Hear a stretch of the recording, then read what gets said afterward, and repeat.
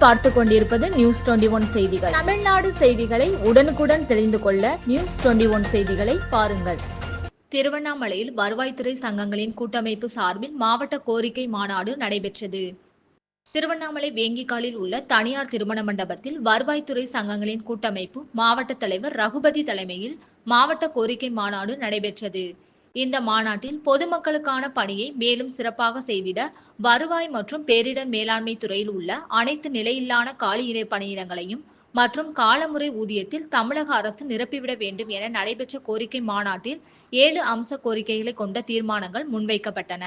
இந்த மாநாட்டில் மாநில பொதுச் செயலாளர் சுரேஷ், மாநில உயர்மட்ட குழு உறுப்பினர் ராஜா, மாநில செயற்குழு உறுப்பினர் கங்கா பவானி உள்ளிட்ட வருவாய்த்துறை சங்கங்களின் நிர்வாகிகள் மற்றும் வருவாய்த்துறை சார்ந்த அலுவலர்கள் 500 பேர் இந்த மாநாட்டில் கலந்து